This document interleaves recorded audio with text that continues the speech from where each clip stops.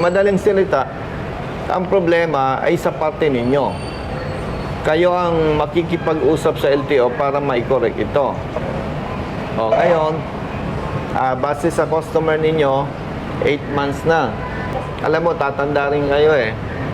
Sa mga senior citizen, pag may problema, dibdiban sa kanila.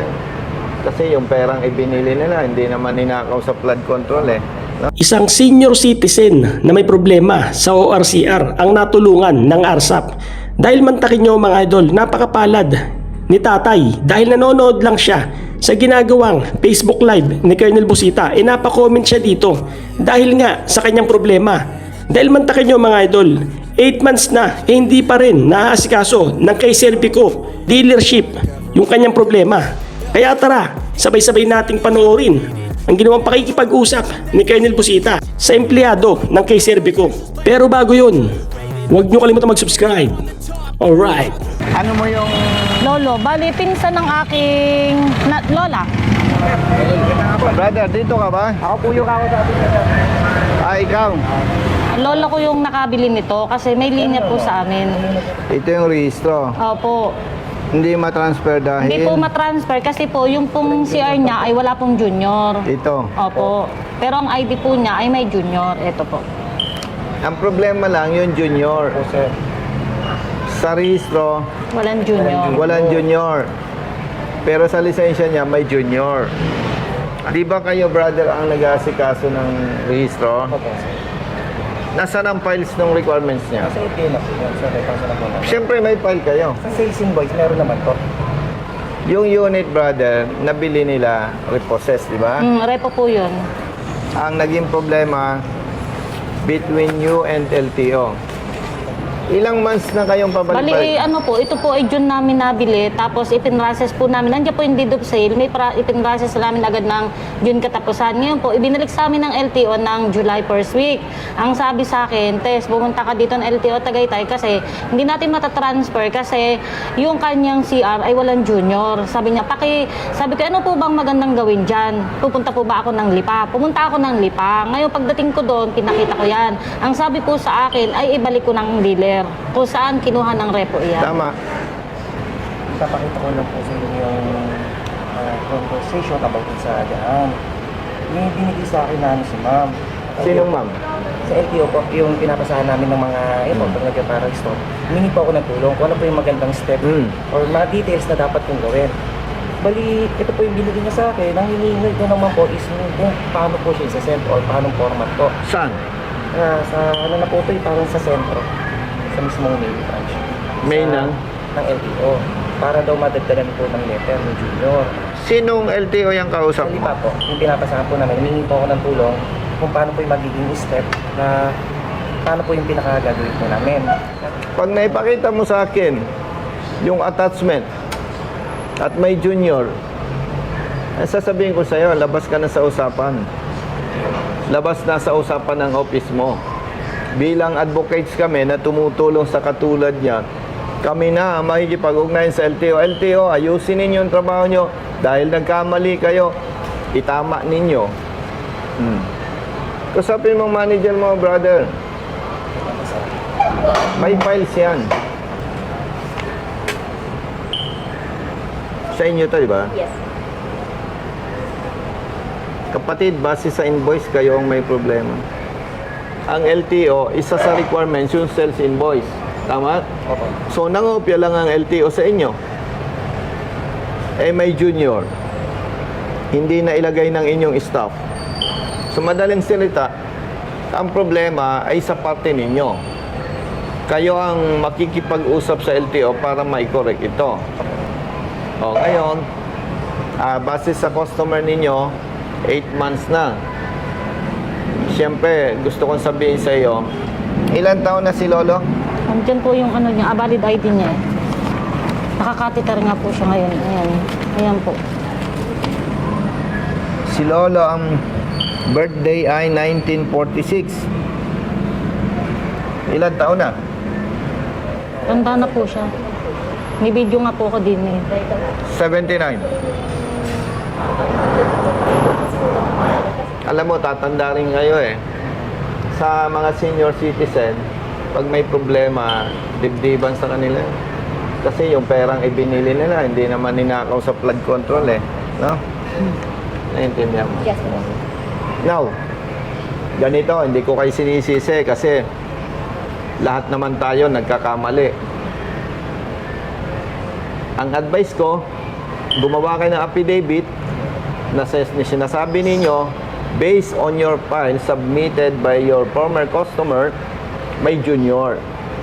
However, nagkamali ang inyong staff, hindi nalagyan ng junior. Kaya, on behalf of the owner, previous owner, mag-execute kayo ng affidavit na ma-correct dahil ito, binenta ninyo sa another customer, hindi may transfer ang ownership dahil walang junior. May affidavit kayo, may letter kayo sa LTO. Then, pag meron na kayo, sa pamamagitan nila, informahan nyo kami na, ma'am, meron na kaming action taken. Nag-submit na kami ng requirements with affidavit and our letter sa LTO Lipa. Ito na po yung patunay. May tatak, receipt. Bibilang tayo ng 1 week or 2 weeks. Hopefully, ma-resolve nila. Okay?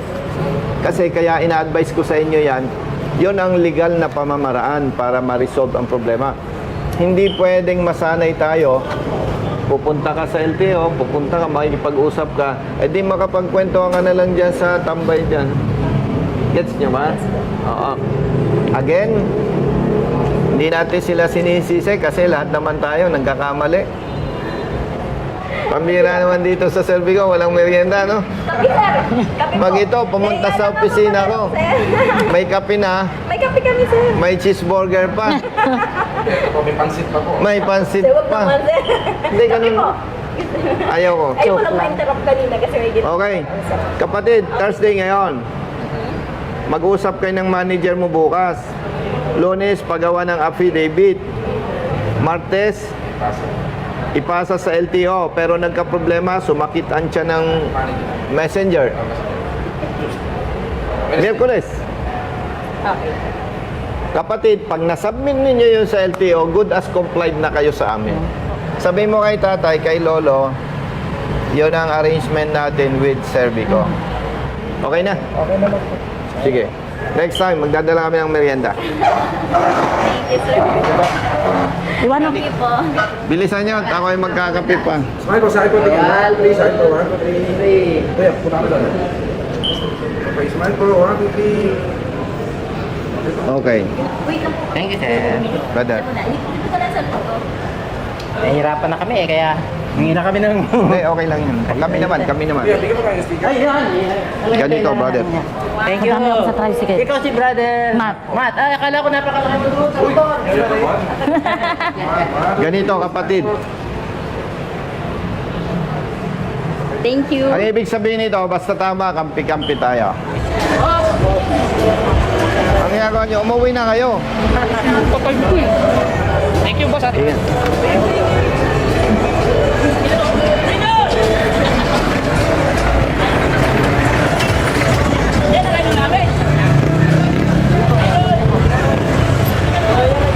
Brother.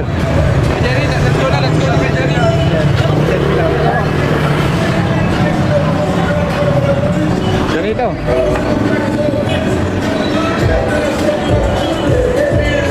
Thank you po.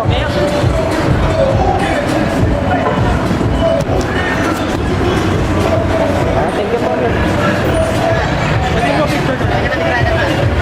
Dito na kuya, dito na kuya, dito na kuya. Salamat po. Thank you po. Brother. Balitaan nyo kami, ha? Thank you po ng marami talaga Sige lang, namang ayusin natin yan. The next day. Magandang araw po sa ating lahat. Ngayon po ay nasa harapan ko si Sis Tess Recto and Brother Sunny Rehensya. Yes, sir. Okay. Ang maikling kwento nito nagsimula doon sa post natin. Nag-comment si tatay. Lolo. Lolo.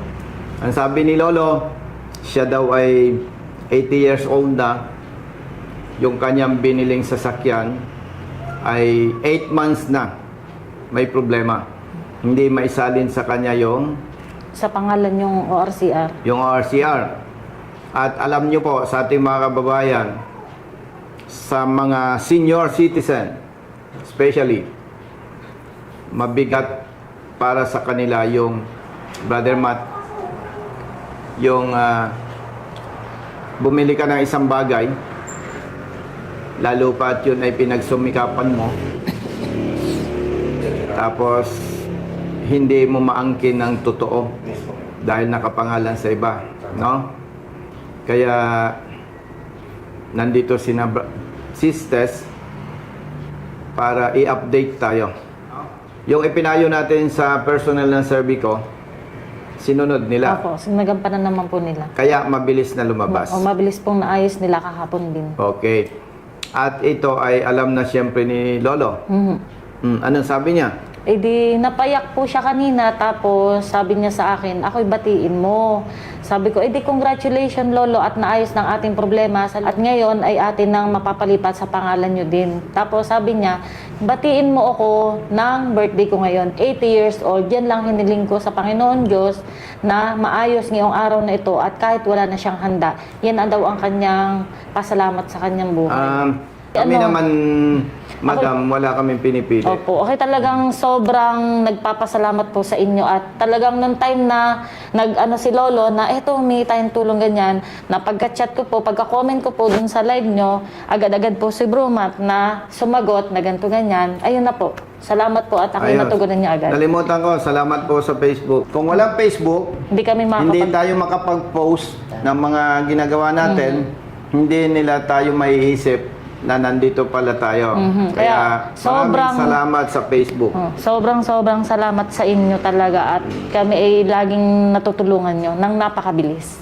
Basta, isa lang naman, madam, brother, isa lang ang pamantayan sa ARSAP. Tama. Kampi-kampi. Ganun. Followers. 24/7. Walang bayad. Libre ang pagtulong. Bakit?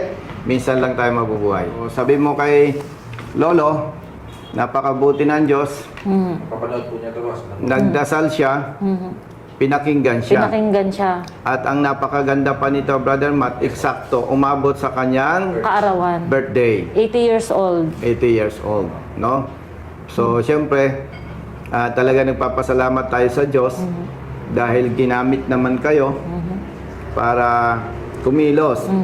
Kasi si Lolo, 80 years old 80 na years old na. at may nararamdaman, nabanggit mo Oo, yan. bagong opera lang din siya. Yes, at hindi niya kaya. Hindi niya kaya magbiyahe. Kaya, Oo.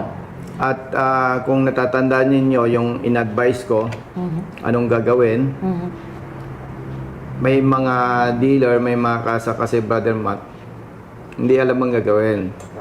May mga kawani naman ng LTO, hindi rin alam ang gagawin. Sa legal na pamamaraan. Kaya mapapansin mo, Brother Matt, nung nag-advise tayo sa personnel ng Serbico, sinunod nila ang bilis. ang bilis po. Wala Diba? pa pong, bali pumunta daw po doon kahapon ng parang 9 or 10. Tapos, tinawagan ako ng tanghali nung nag-aayos. Tapos, pinaano lang sa akin kung tama yung nasa valid ID at saka kung anong problema. Di, magkausap kami noong mga bandang 1 p.m. kahapon. Ngayon, sabi niya, o sige ma'am, aayusin na namin to. Tapos, mga 3 p.m., isinend na po sa akin ng picture na okay na. Ako naman po talagang nagpasalamat din sa kanila at lahat naman ay ginawa na rin nila. Yun. Actually, ang nakita ko, Brother Matt, kaya natagalan yan, hindi alam ng Serbico anong gagawin. Opo. Sa parte naman ng LTO, hindi mapayuhan anong dapat gawin. Okay? Yun. So, again, una, pasalamat sa Diyos, Opo. pasalamat sa inyo. At salamat din po sa inyo at kami Yes. inyong mabilis na natugunan po sa aming problema po diyan. At pati si Lolo po ay lubos na nagpapasalamat din po sa inyo. Ang maganda kasi na ito, Brother Matt, Yes, po. mapanatag na ang Easy. loob at isip ni Lolo. Dahil katulad ng nabanggit ko kanina, sa mga senior citizen, para sa kanila, mabigat na problema yan. Dahil yung pera naman ay kanilang pinaghirapan. Okay? So maraming salamat sa inyong pagsumbong Salamat sa din ating po. mga kababayan na nagtitiwala at sumusuporta sa ating advokasya. Maraming salamat po. Ito po ay ginagawa namin dahil nakikita po natin na maraming problema sa hanay ng mga motorista. At wala tayong nakikita ang programa ng gobyerno na makikinig at tutulong sa kanila, sa katulad nila. At doon sa mga nagtataka, bakit ginagawa natin ito, Brother Matt? Yes, sir. Dahil hindi ko lang matandaan yung verse sa Bible na kapag alam mo daw ang tama at hindi mo ginagawa, ikaw ay nagkakasala sa Diyos. Pangalawa, minsan lang naman tayo mabubuhay. Yung alam nating gawin para sa iba, gawin natin. Para pagdating ng araw na magpantay ng ating paa, wala tayong pagsisisihan. Dahil naging masikap tayo para tumulong sa iba. Okay? So, maraming salamat. At ito pala, Brother Ito, Matt, bigay ni Lolo. si Lolo, Yan po yung ginagawa nila. may pinadala pa sa atin. Chocolate ba? Tablia, Tablia Alfonso yan. kakao. Opo. Siya ang No? gumagawa niya kakao. Ay, tama-tama, mahilig ako sa ganito. Ako po ay babalik pa uli kayo para dalhan ko po uli kayo yan. Sabi ni Lolo, paggagawa din mo Ito. kayo. Ito ay native From Alfonso. chocolate. Original. Cocoa. Tablia from Lolo of Alfonso Cavite. Yun lamang po. Maraming salamat. Pabuhay tayong lahat. God bless. Thank you. Ako po si Vivencio Pel ay lubos na nagpapasalamat una sa Panginoon at sa grupo ni Coronel Bosita, gayon din kay Tess Recto na walang sawang tumulong sa amin sa pag-ayos ng papeles ng aming sasakyan. Pagpalain ko ng Diyos sa inyong tungat gawain at mas marami pang matulungan at ang pagpapala ng Diyos ay sumainyo ngayon at magpakailanman. Maraming salamat po. Huwag ka nang mangamba, di ka nag-iisa. Basta nasa tama may kakampi ka. Nandiyan si